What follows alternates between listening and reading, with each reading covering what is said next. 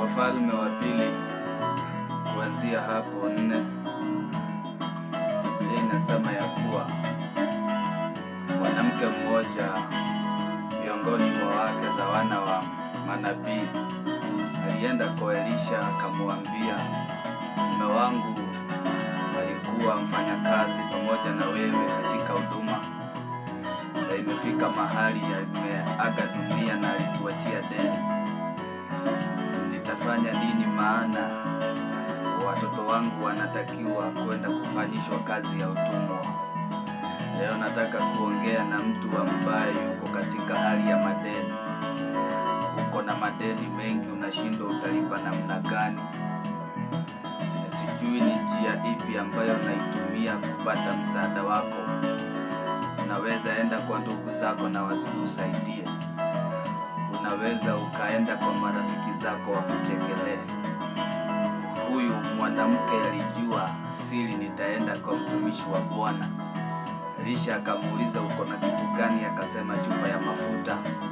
Akamwambia, nenda uombe vyombo ujifungie katika nyumba yako, na hiyo mafuta uyamimine katika hizo vyombo zote, zikijaa enda ukauze na uweze kulipa hiyo deni.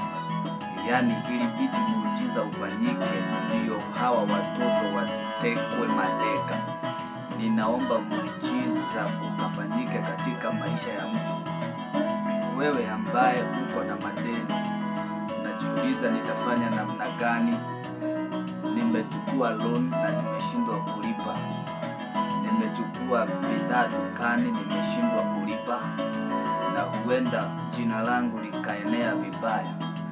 Na kuombea muujiza wa Mungu ukatendeke, kama vile chupa ya mafuta ilivyojaza vyombo mafuta na yakaenda dukani kuuzwa. Kuna kitu ambacho Mungu atakifanya katika maisha yako, muujiza ambao haukutarajia. Yaani hutajua mahali pesa zitatoka. Mungu ataachilia milango ya fedha na madirisha yote ya mbinguni yatafunguliwa. Hakuna aibu yoyote itakupata. Hiyo loan na kuombea ikamilike.